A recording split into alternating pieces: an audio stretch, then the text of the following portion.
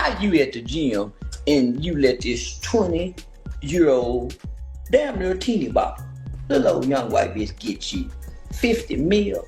You offered a pink toe Peckerwood 10 million. Charleston White went off on Shannon Sharpe, and he didn't hold back for even a second. After all the drama between them, Charleston came in swinging and made it very clear where he stands. He called Shannon out hard, saying he sold out a long time ago. And now? How you at the gym and you let this 20-year-old, damn near teeny bop, little old young white bitch get you 50 mil? You offered a pink toe Peckerwood 10 million. According to Charleston, Hollywood's done with him. Like completely washed their hands of him.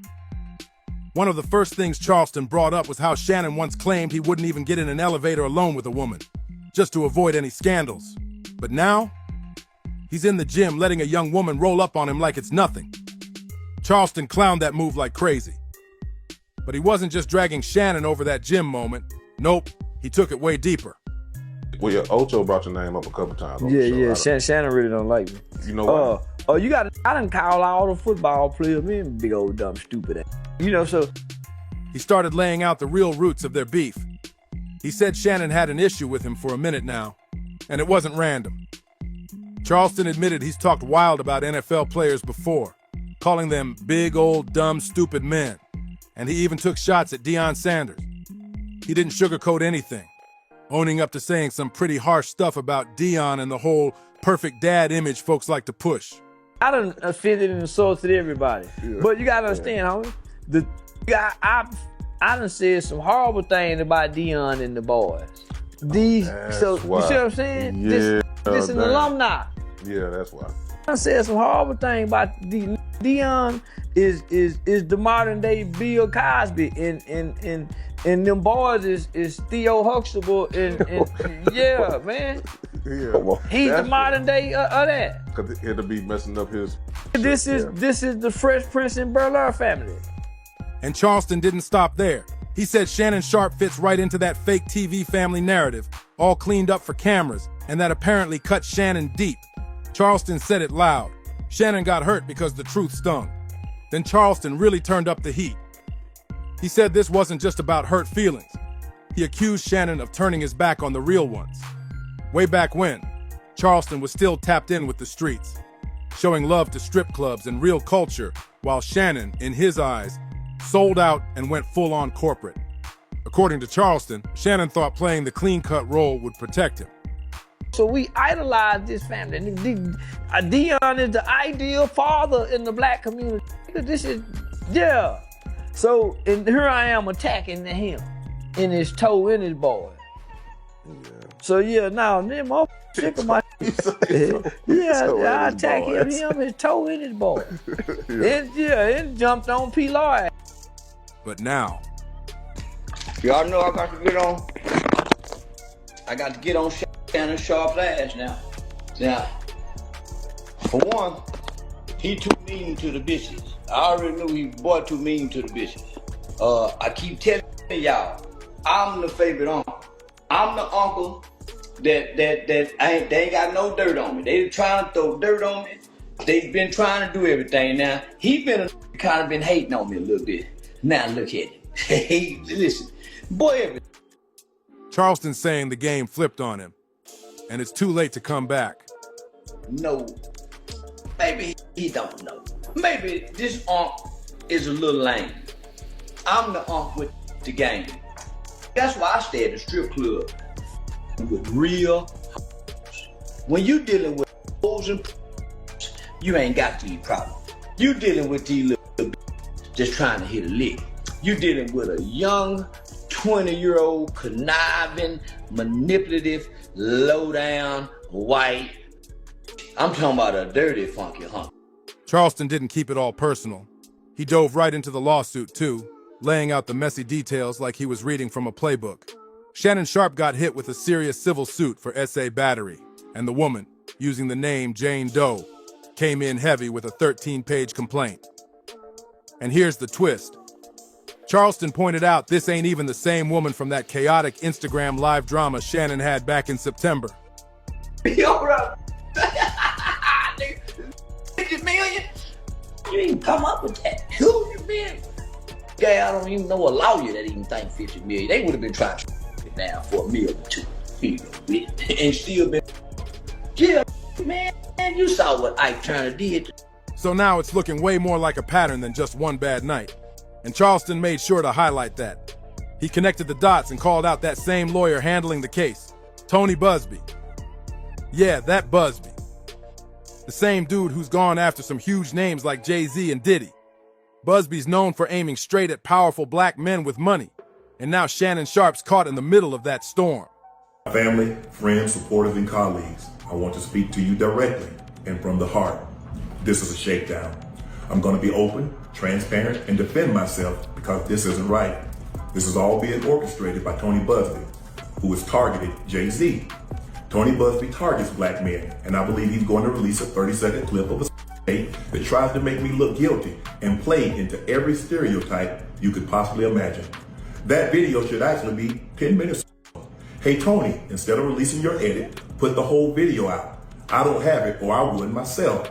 You know what happened and you're trying to manipulate the media. The encounter in question took place during the day at her invitation, and now that appears to be a deliberate setup, coordinated by Gabby, also known as Carly on OnlyFans. Gabby and Tony Busby want $50 million. What they're getting is sued for defamation and trying to take me down. My career is all about real talk and honesty. Even with that setup sounding wild, Charleston didn't throw Shannon any sympathy, not even close. He torched him for thinking he could outsmart the system by posting texts and crying about being set up, all after the fact. That's why I stay at the strip club with real. When you dealing with hoes and you ain't got these problems. You dealing with these little just trying to hit a lick. Shannon claimed the whole thing was a scheme by Gabriella Zuniga, better known as Carly from OnlyFans, and her attorney Busby, trying to squeeze $50 million out of him. But Charleston, he wasn't having it. He laughed it off, saying Shannon should have never been out there getting caught slipping with a young woman who clearly knew how to run the game better than he did. With them, because Jesus kept on. Mary Magdalene got to walk with Jesus and his 12 disciples. Didn't get to hang out with the Savior. Only a hoe did. So I know how important a hoe is. Better learn and start appreciating and leave him pretty alone. I'm telling you, he in the gym working out, looking like a big old black. Charleston broke it down plain. Real ones don't move like that. He said when you mess with women who've been around, like strip club vets or streetwise girls, you don't end up in court. Those women know how to keep things quiet and handle business like pros. But young, square girls, according to Charleston, all they see is dollar signs and lawsuits. He said it straight. Shannon played himself, thinking he could move loose and stay untouchable. Them sweatpants on. Little white girl say you got a baby in your drawer. Girl say your dick is the size of a baby. She called it, come put that big baby, black baby in me. She called it a baby black baby. Whatever she would call it, she called it a baby. Boy got an infant in his drawer. Do you know what you could do, Unc, in the ghetto with an infant size, with money, and you got fame? Just when it seemed like Charleston was done, boom! He came with the heavy shots.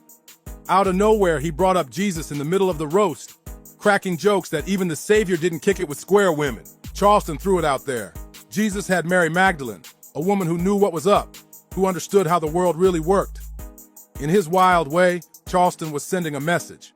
All them girls down all them strip clubs where I be hanging and fishing it, they can't even think 50 million. They even get mad at it and say, I want for 50 million. You could have watched this for 50,000 in the ghetto. What happened when you leave? What happened when you go across the railroad track and be over 50 million? How you even come up with that? Who you been? I don't even know a lawyer that even think 50 million. They would have been trying to shake a nigga down for $1 million or $2 million. And still, yeah, man, you saw what Ike Turner did. Real men need to recognize the value in dealing with women who already know the game, not ones just out to trap somebody. Then he spun the block back to that gym clip and torched Shannon all over again. He mocked him for showing up in sweatpants with no drawers, saying Shannon basically handed folks the exact stereotype they've been waiting to push about black men. He He said Shannon played himself, falling into that trap with his eyes wide open. Your Diddy gone, and y'all don't know how to get pussy on your own no more. Look at you, boy. In the workout gym, looking like Conto. Big black slave. That's what she look like, Shannon. Big old black slave. Tell with that Lily white girl. They go get you one. You, man, you done fuck. I don't know what you done. Listen, they got skipped too. Don't feel bad. They got skipped too. They got skipped with a job. But Charleston didn't stop there. He painted a wild scene, claiming the woman even clowned Shannon's manhood, comparing it to the size of a baby. But instead of that being some kind of flex, it got used against him. Charleston was ruthless with it. He kept pressing, saying Shannon lost touch with the streets and should have stayed messing with ghetto girls. The kind who aren't about to slap you with a $50 million lawsuit the second things get tricky. And honestly, a lot of folks might feel him on that. Once you leave the community and start mingling in certain high-class circles, the game flips. It gets colder, faker, and way more cutthroat. Charleston didn't let up. He made sure everyone caught the bigger picture. Shannon, in his eyes, sold out. you were kind of hating on me. You let Gilly get over there and talk down on me. Now I don't want to come to your podcast no more. You done something to a white girl. And I'm with them white folk. Hang at me. I'm with them white folk. Hang at me. And I believe them. I don't think. Traded the real for fame, TV spots, designer shoes, gym thirst traps, and fake friends who'd switch sides the minute things got messy. And Charleston definitely wasn't about to let it slide. He called Shannon out for letting dudes like Jilly clown him on their shows, like that was cool. Now that Shannon's the one in hot water, Charleston straight up laughed and said he wouldn't ever want to be on any of Shannon's platforms. He said he doesn't mess with fake vibes. And once you switch sides, you're out here solo. No coming back. I don't think these white people sent this white girl to get you. I think you like raw meat. You like raw, you like your steak medium rare. I like mine well done, black like the cook. I'm talking about no pink. I like mine now. You like white girl. Yeah, cause my daddy like white. Charleston wrapped it up wild, saying he actually believes the woman's story.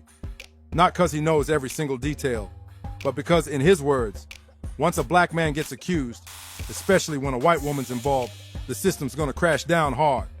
That's just how the game gets played. And Charleston says everybody close to the situation can feel it. In his eyes, Shannon's stuck in a war he can't win. And the coldest part? According to Charleston, it ain't strangers out here running game on Shannon. It's the very world he tried to win over by following their rules. And now, that same world is flipping on him without hesitation. Then the internet jumped in heavy. One user commented, "Sharpe let it get to his head. He thought he had the pass card. You still a ninja." They got him. Another added, "The scary part? She turned down $10 million, which means she going all the way for the kill shot." So what do you think? Is Charleston just stirring the pot to keep things loud? Or did he hit something real this time? Drop your thoughts in the comments. We're locked in and watching it all unfold. And if you're here for the raw breakdowns and no fluff truth bombs, smash that like, hit subscribe, share this video, and we'll catch you in the next one. Don't miss it.